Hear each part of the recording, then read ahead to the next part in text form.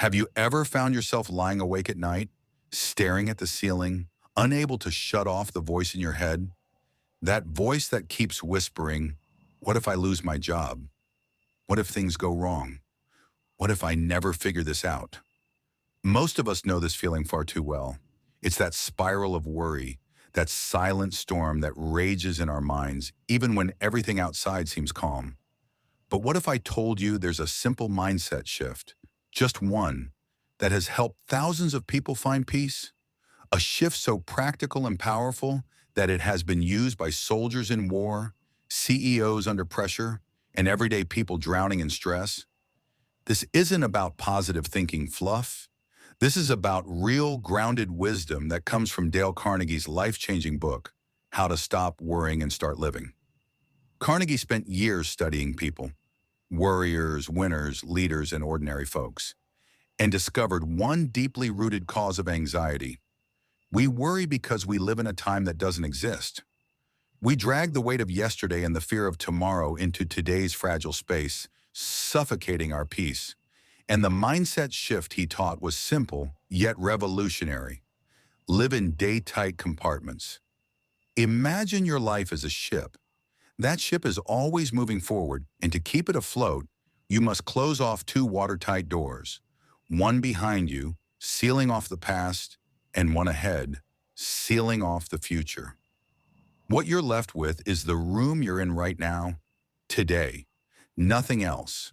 Just this 24 hours. At first, it might sound a bit abstract, but when you start applying it, you begin to realize its power.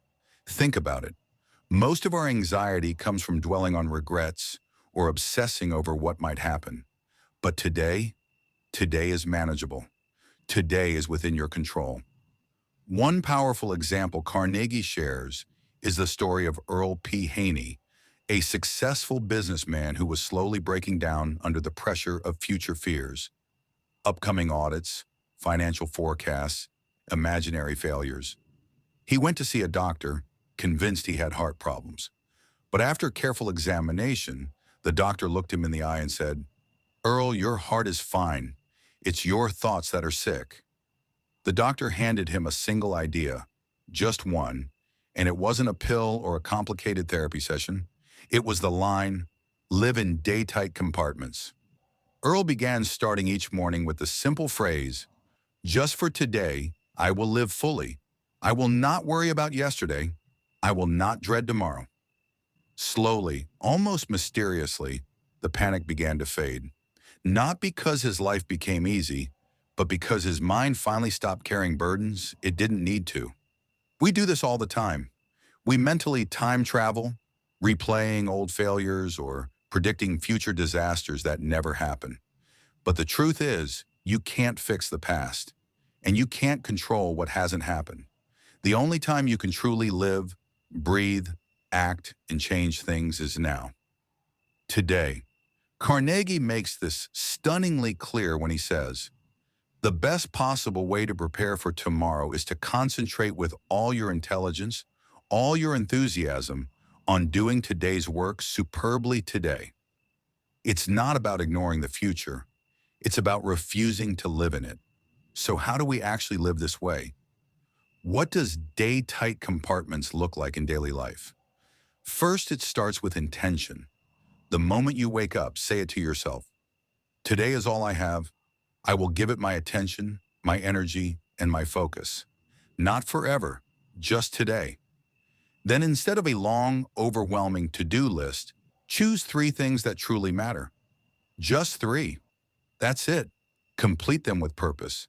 And when your mind starts drifting into fear, gently ask yourself, is this happening right now, or am I making it up in my head? This simple question acts like a lifeline that pulls you back to the present. Now, I'm not saying life will magically become easy. You still have responsibilities, bills, decisions, relationships. But worry is not the same as preparation. Worry is mental punishment for a future that hasn't arrived. You don't need to carry the weight of 10 tomorrows when all you have is one today. Carnegie said it best. Our main business is not to see what lies dimly at a distance, but to do what lies clearly at hand. And what lies clearly at hand is always the moment you're in. This one mindset shift, day-tight compartments, doesn't require years of practice. You can start right now. In fact, why not pause for a moment? Look at today's date and say to yourself, today is mine, just today. I will give it everything, and I will let the rest be. Because no amount of worry can change tomorrow, but how you live today will shape everything that follows. Once you begin living in day-tight compartments, something remarkable happens. You start to notice how much of your mental energy was being drained by imaginary fears. But living in the present is just the beginning. Dale Carnegie knew that even with this mindset shift, the human brain still needs a method to deal with real, immediate worries. So he introduced a powerful, three-step formula that has helped countless people dissolve anxiety, make clear decisions, and move forward with confidence. Here's how it works. The moment you feel overwhelmed by worry, don't let it spin out of control. Don't try to suppress it either. Instead, follow these 3 steps. Step 1, ask yourself, what is the worst that could possibly happen? Step 2, prepare yourself mentally to accept the worst if necessary. Step 3, calmly try to improve on the worst. It might sound counterintuitive, but let's walk through it. Suppose you're worried about losing your job.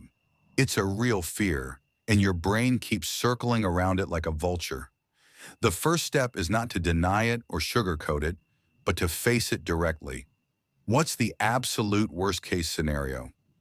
Maybe it's getting laid off, struggling to find new work, downsizing your lifestyle temporarily.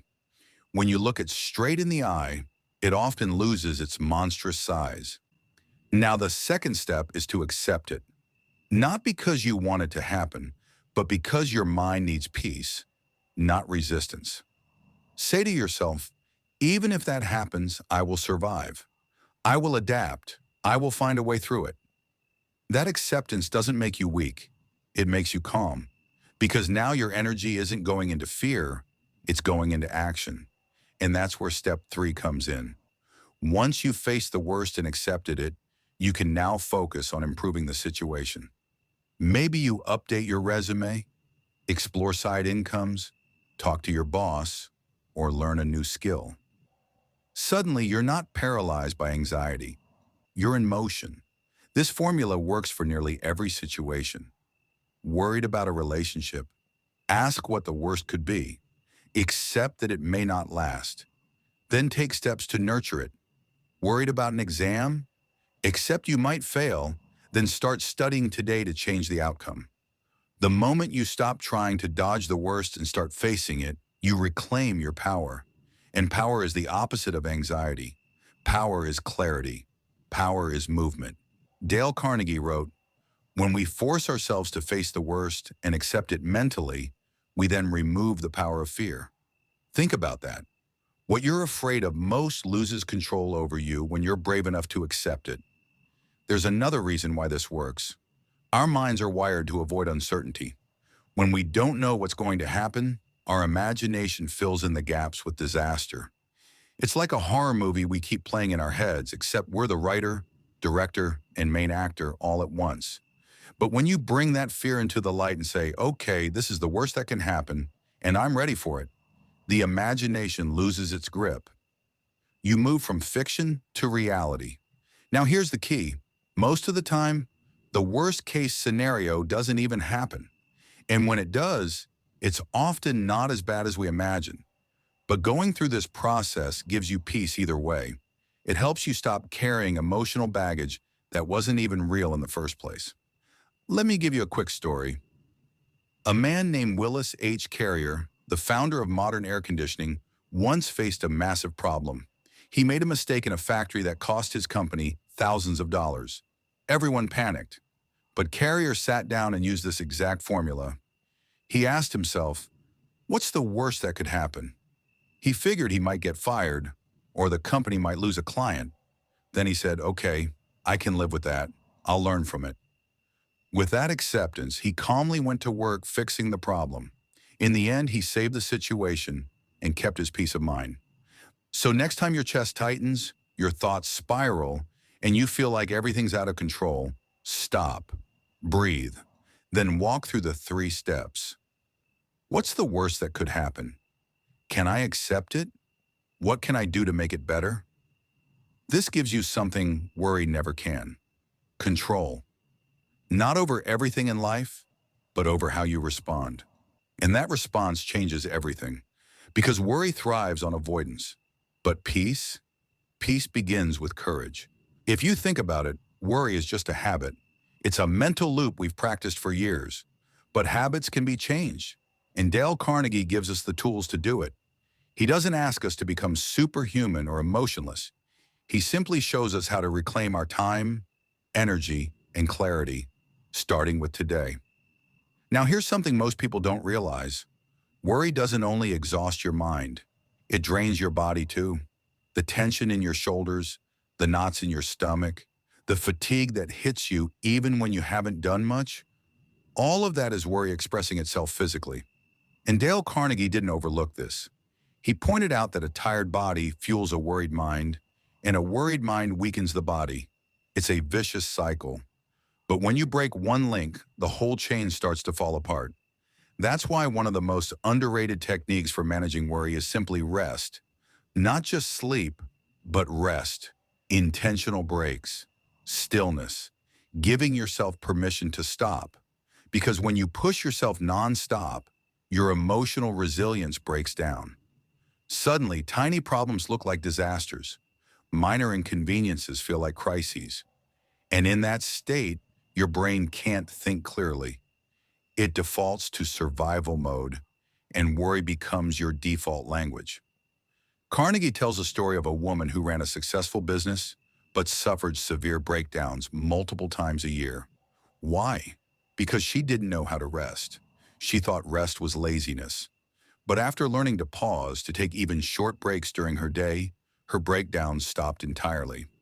Just that shift, allowing herself a moment to breathe, restored her health and sanity.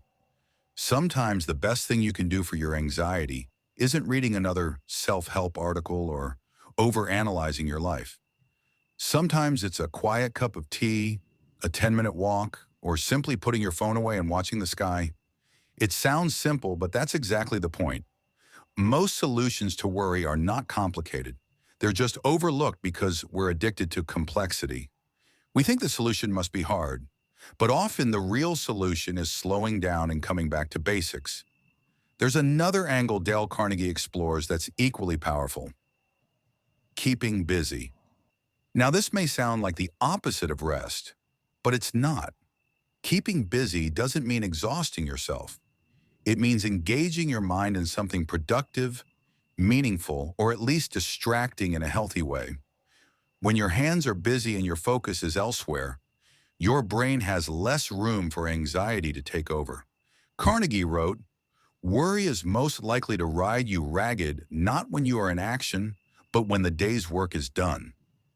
Ever noticed how anxiety creeps in the moment you sit idle? That's not a coincidence. The mind left unoccupied turns inward.